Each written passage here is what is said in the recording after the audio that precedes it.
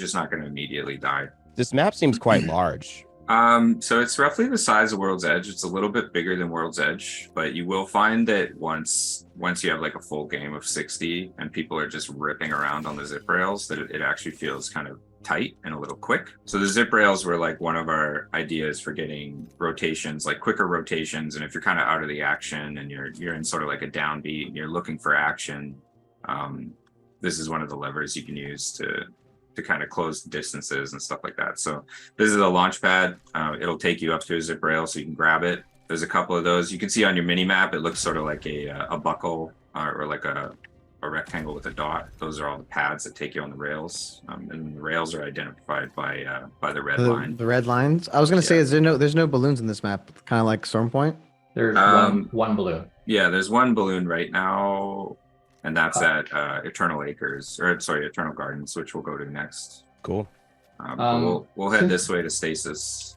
Well, everyone's at Alpha Base. Should we just look at Alpha Base? Oh, yeah, I guess we should. Yeah, so you can take that zip rail into Alpha Base there below.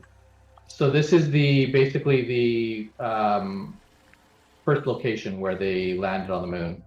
It's a giant crater. This is where they set up their first camp. It's the largest lunar camp. And it's just this network of these lunar habitat. Yeah, so it's kind of like a figure eight POI.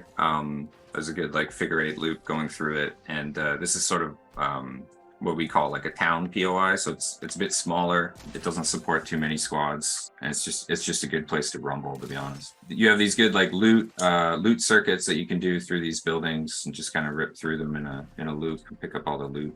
You can get on top of these as well, obviously, and these are really good positions to just kind of sit up and get a lay of the land when you're on top of these buildings. So you can climb all these buildings like all the way. Yeah, a big thing for us is verticality and making sure that if it looks like somewhere you can go, that you can go there. Yeah, so this is one of the longer lines in the game for the zip rails. And it connects all the way from Alpha Base to Stasis. How fast do these things go compared to zip lines? Will you tell me how? Do they feel faster? Much faster, they seem. It's hard to get my head around. It feels like they accelerate. They do. Yeah, so they take your basically like inertia and momentum into account. So like if it's going up or down, if you're climbing up, it'll slow down, and if you're going downhill, it'll speed up. But it eventually maxes out. Here we're approaching the stasis net in what we call the failed forest. So the idea is that the terraformer, you'll see like a radius of what's been terraformed from that central building, and parts of the map didn't really take, and this is one of those areas that didn't quite take. So it's a bit